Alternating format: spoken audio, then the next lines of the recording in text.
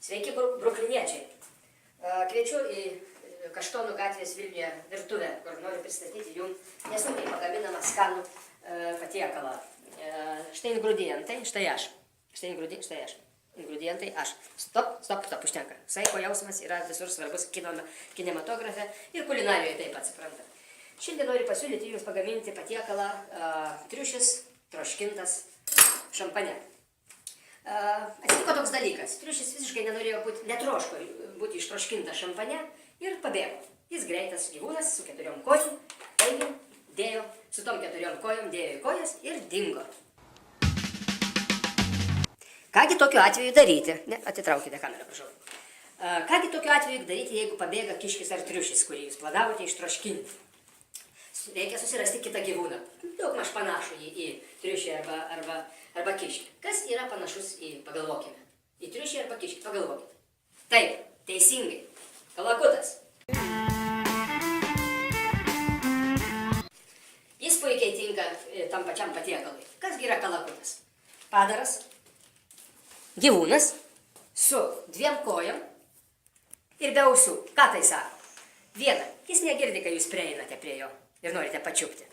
Ir jis, jeigu pamato, kad jūs norite jį pačiupti ir nori pabėgti, jis bėga tik 2 kojom, skirtingai negu kiškis 4. Taigi jūs lengvai jį pagaunate ir ant stalo, ir į virtuvę. Štai. Na, o dabar pradėkime,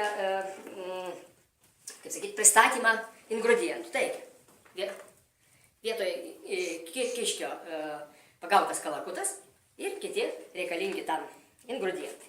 Įkaitinę truputėlį aliejaus, tai galime truputėlį sviesto, petelnėje. Sumeskite tą triušą, ne triušą, o kalatriušą, sumeskite į petelnę ir prikepkite be prieskonių, kol pilnai iškeps. Taip, kai mėsa iškepa, tada tą mėsą reikia įdėti į britvoną arba kokį nors kitą troškinimui tinkamą indą. Pamečiau salierą. Va. Taip, primenu, čia yra be prieskonių. O, aprasojo kamera. Dabar reikia supilti druskos pipirų. Parodysiu, kaip aš supilu druską, o pipirus jūs juoduosius galite spėti patys, kaip tą reikia daryti.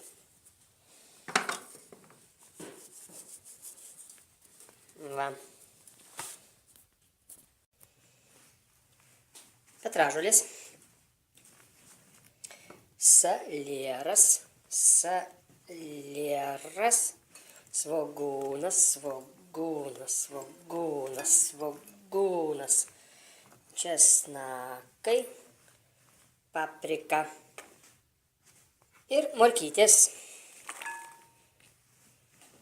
Ir galima dar salierų kotų. Galima juos ir supjaustyti. Ir šampanas.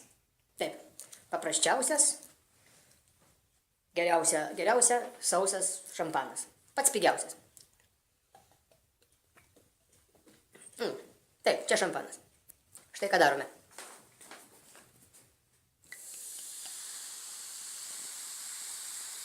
Kol triušalutas kunkuliuoja, šampane ir biškį vyno, tikrai užteks laiko sutraukti keletą cigaretų. Atokvėpiui.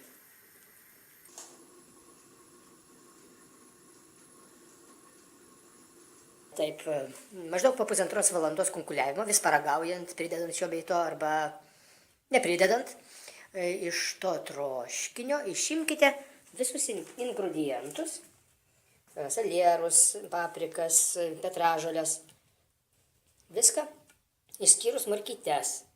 Opa, lieka tik morkytės.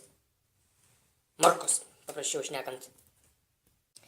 Ir tada įpilkite grietinėlės maždaug apie 200 gramų. Na, nelygu, kiek ten tos kalatrušo troškinsite. Prie šito patiekalo reikia įsivirti lakštinę. Tokiu geriau paplokščių.